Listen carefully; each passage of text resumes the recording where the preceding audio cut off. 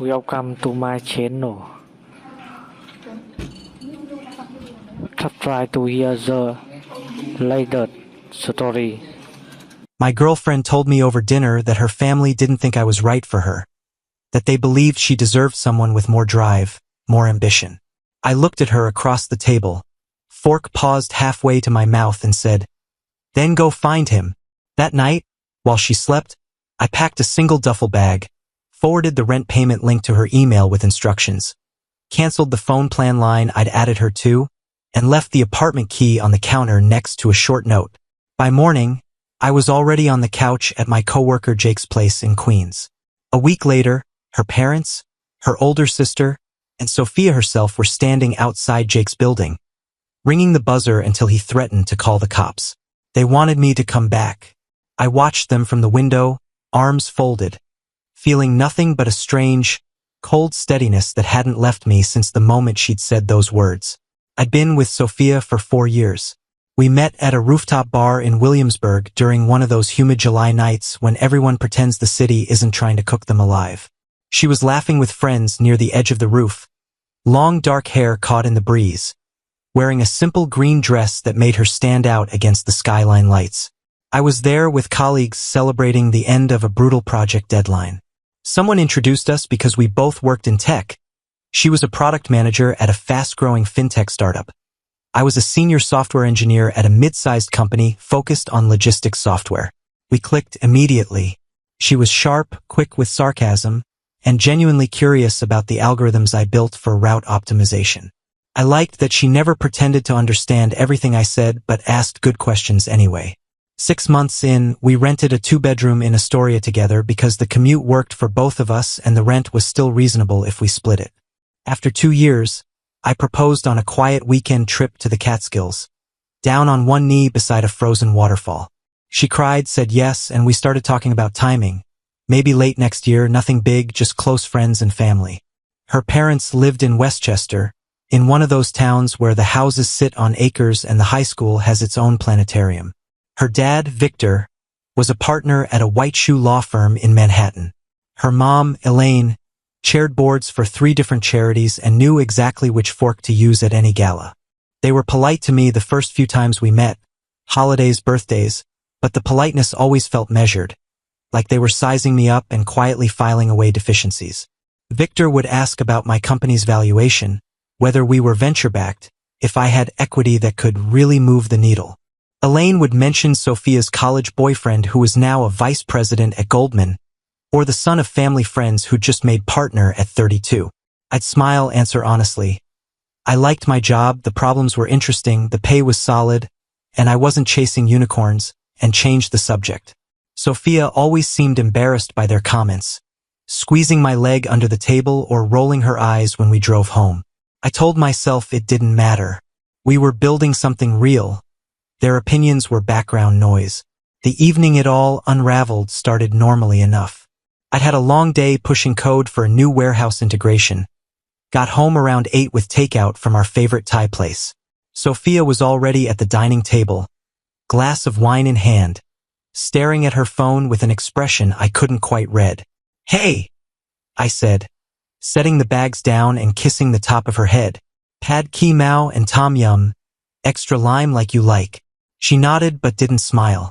I started unpacking containers, waiting for her to say something about her day. She usually had stories about stakeholder drama or some ridiculous feature request. Instead, she set her phone face down and folded her hands. "I had brunch with my parents today," she said quietly. "Okay," I answered, sitting across from her. "How are they?" "They're worried about us." She wouldn't look at me. "About the engagement." I felt the first cold thread start somewhere in my chest. "Worried how?" She took a breath. "They don't think we're compatible long-term. They think I should be with someone who's more on my level. Career-wise, financially." I waited for the part where she told me they were wrong, or that she'd defended me. It didn't come. "And you?" I asked. My voice sounded distant, like it belonged to someone else. "I've been thinking about what they said. You're comfortable where you are, Ethan.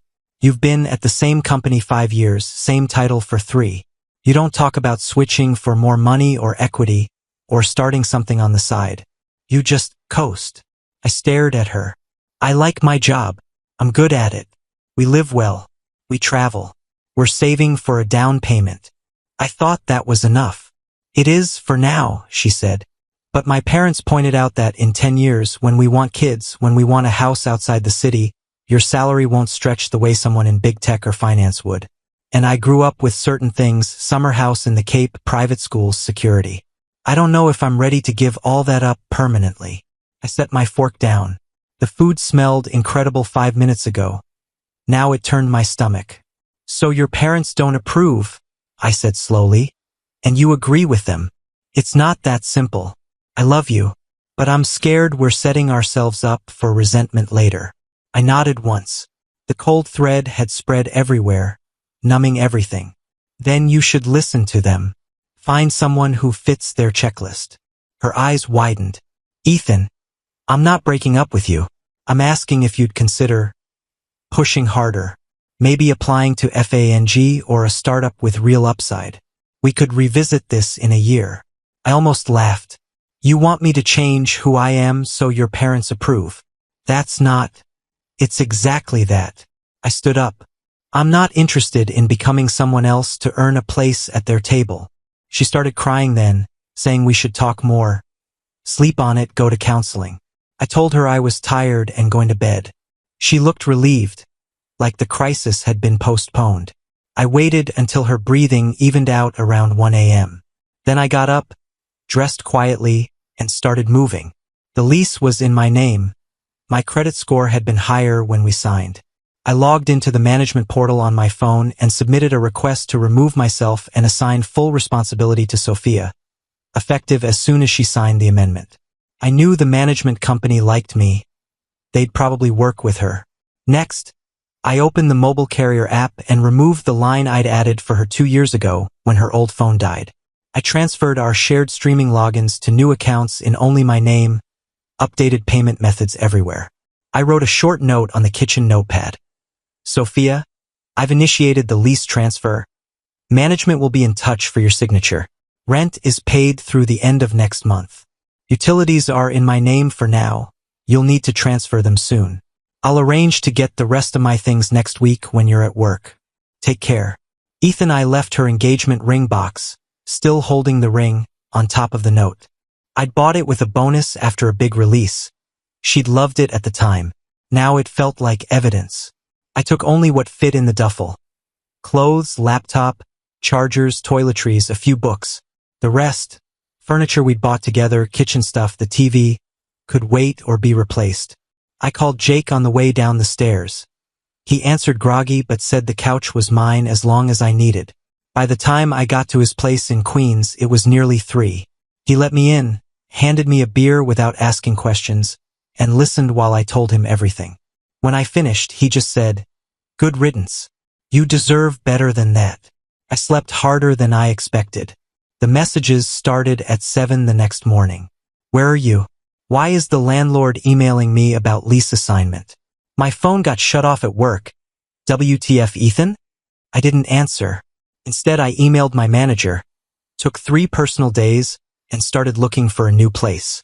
I found a studio in Long Island City. Smaller, more expensive, but walking distance to the office and all mine. I signed the lease digitally by day 4. Sophia's texts went from furious to confused to pleading. She called repeatedly.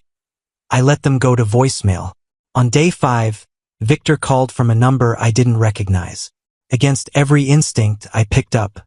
"Ethan," he said, sounding less commanding than usual. "We need to talk." "I don't think we do. Please." Sophia is beside herself.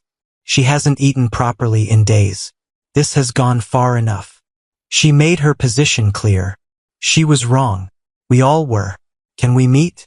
Just coffee. My treat. I agreed, mostly because I wanted to see how far they'd go. We met at a quiet cafe near Grand Central. I expected just Victor, maybe Elaine. Instead, the whole family was there.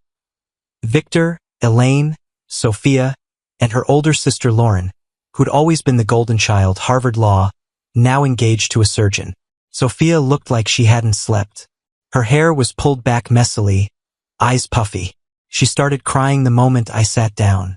Victor spoke first. I owe you an apology. I pushed Sophia to reconsider things she shouldn't have questioned. I was wrong to judge you the way I did. Elaine nodded.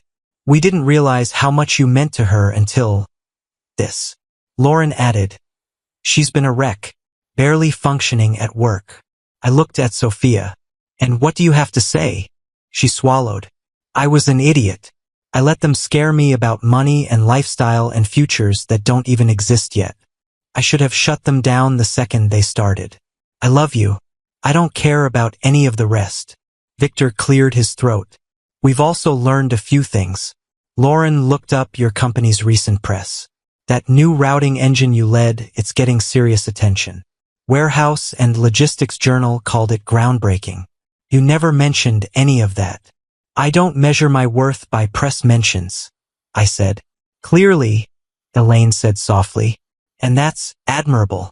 We misjudged you. I leaned back. So the apology is because I might actually be successful enough for you now? Victor flushed. No, it's because we hurt our daughter, and because you've proven you're a man of principle. Walking away like this, most people would have begged, argued, tried to negotiate. You didn't. Sophia reached for my hand. I moved it away. I didn't beg because I'm not interested in being anyone's second choice. You didn't defend me when it mattered. You sat there and agreed I wasn't enough. That's not something you fix with tears a week later. I'll do anything, she whispered. I'll tell them to stay out of our lives completely. I'll move into your new place. I'll pay half the rent, figure out the phone, everything. It's not about the money or the phone, I said. It's about loyalty. You showed me where yours lies when the pressure came. Victor tried one last time. People make mistakes, son. She's young. We pushed her. I stood. Then let her learn from it. I'm done. Sophia started sobbing openly. A few heads turned. I walked out without looking back. That was 7 months ago. I've heard through mutual friends that she moved back to her parents' house for a couple months, then got a smaller place in Manhattan with a roommate. She's still at the same company, but apparently not thriving. Her parents sent an expensive watch with a note that I returned unopened. My own life moved forward faster than I expected. The routing engine I'd built became the core of a new product line. My company got acquired 6 months later by a bigger player, and my equity vested nicely. I used part of it as down payment on a one-bedroom condo in Brooklyn with a view of the East River. I've dated a little, nothing serious yet, but I'm in no rush. Sometimes late at night, I wonder if I was too absolute, if I should have given her a chance to prove herself. Then I remember how quickly she folded when her family applied pressure, how easily she questioned everything we'd built. The right person doesn't need a week of hardship to realize your value. They know it from the start, and they'll stand by it no matter who disapproves. I'm still looking for her, but now I know exactly what I won't settle for again.